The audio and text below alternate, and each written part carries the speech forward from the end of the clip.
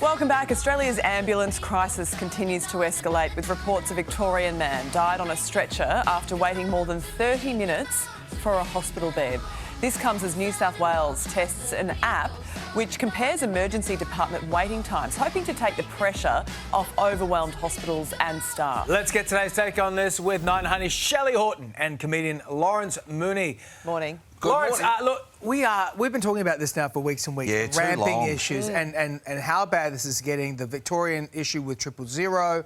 What are we going to have to do in this country? Because the emergency services and the people who are working there are just collapsing. Well, it reeks of a lack of planning, and I think that a lot of state government budgets right around the country are all about Band-Aids. Somebody said to me recently, we'll never live without roadworks, and that's true. We don't build a big freeway, we build about 10 Ks and then add to it. And it's the same with health budgets as well, and the fact that people are dying on stretchers is appalling, but it does reek of a lack of planning. It's obviously been compounded by the fact that we had COVID-19 and that there's not only increasing the patient rate but also taking people who are ambos out of the picture. So we are working at a most stressed rate, but it's just sad that you can call an ambulance, end up in the back of one thinking that you're safe and die waiting. It's very alarming. New South Wales, meantime, is trialling this Patient App, which will give emergency room wait times, among other features. Shelley, what are your thoughts on this?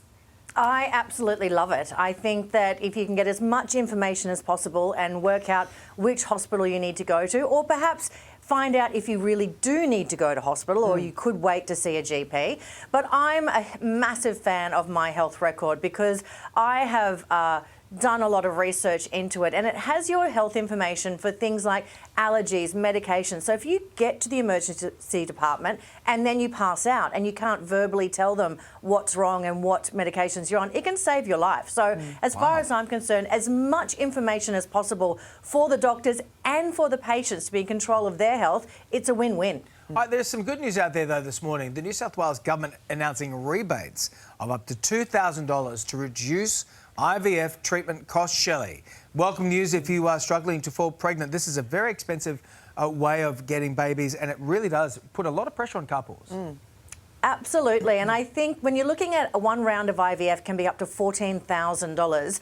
$2,000 may not seem much, but we've got a lot of couples who are going through 4 or 5 rounds. So I think the ideal thing is the government are wanting people to have babies, and I think people who are willing and desperate and wanting it badly enough to go through IVF, they are the perfect people to be targeting. So I think that this is a great plan. It can send couples broke, you know, years and years of IVF cycles. Would you like to see this expanded further? I think, it should be nationwide, absolutely. I know some women or couples who have been through the IVF program up to 10 times, which is incredibly expensive. But then there's the emotional cost on top of that, where, you know, they don't fall pregnant or the pregnancy is very short term. And I think any help that can be offered, and like Shell said, it just speaks about our negative population growth. Governments want babies and they are prepared to foot the bill, and I think, you know, it's been too long for this to happen. Something I think that needs to be looked at too is private health cover. Even if you're on the very top tier, you get barely more than a few bucks back if you're doing IVF, even with the top tier cover. So I think that there needs to be a review of that system as well. That's a good idea. Guys, stay with us when we come back. Free lunches and yoga classes. Melbourne's plan to lure employees back to the office. What will it take? And snapped up within minutes, the £10 flight's getting backpackers down under. The 10 Pound Poms are back, baby. What decade is it?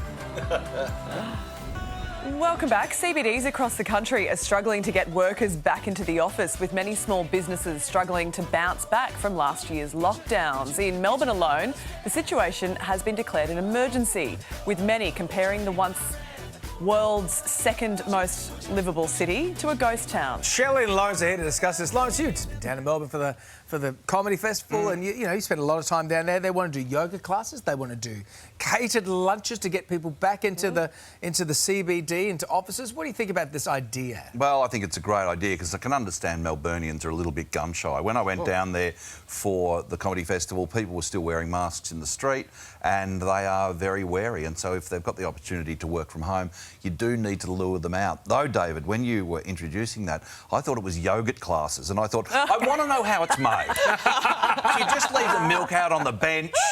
Or Let it curdle a little bit. There's some trick to it. I've Because never I'm known how coming it's back to made. work for a yogurt class. Right. Well, would it be a yogurt class or a yoga class, Shelley, that would bring you back into a CBD? What would it take? Look, I couldn't disagree more with this. I think that business, they have to adapt now. Working from home is the norm, and we have proven that we socialist work show hard it's in from there. home. But what We've about the proven- baristas, Shell?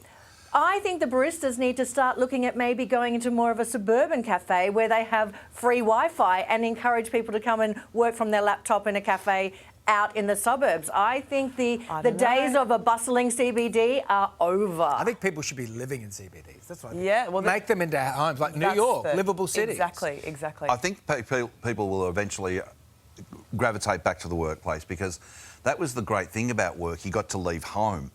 And, and, you know, absence makes the heart grow fonder. And if you're around your wife or husband all the time, the shine really wears off after a while, doesn't it? Have we become aware of the new language around flexible working? Like No. I'm a twat Tuesday, Wednesdays and Thursdays. No, they don't Or swear themselves twats. No one's TNT, gonna- Tuesday and Thursday. Or, wait for it, WTF, Wednesday, Thursday, Friday. Oh my I God. love Anyway, it. you're welcome. What a That's twat. That's what people are saying out there. We're In laughing other and news- learning. I'm a twat, but I only work Fridays. That makes you smart. My wife's called me that frequently. Anyway, in other news, South Australia, speaking of which, has brought back the £10 POM scheme, offering 200 return tickets. The scheme hopes to attract backpackers back into the country with their packs, boosting hospitality tourism industries devastated by the pandemic. Shelley, it sold out in 4 minutes.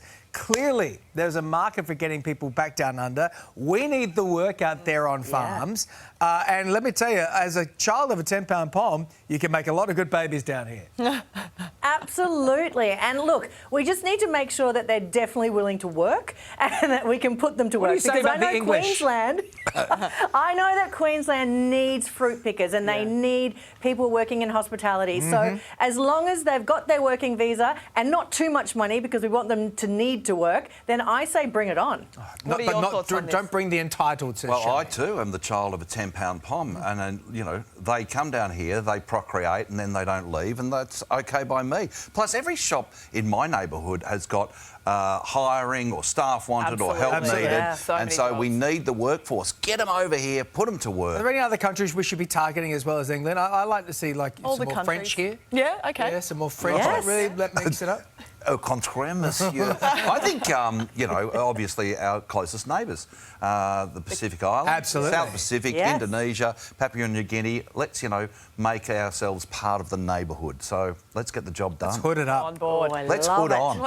Let's hood on. Is that what the kids say? I think that's what the kids are saying. That's what they'll say now that they've I heard think me that say the it. kids would say Only a- WTF to that. Yeah, I think you only sound like a would twat if you say good hood on. on, don't you think, Shelley? Anyway. Hood Thank off you, then. guys. We'll see you next week.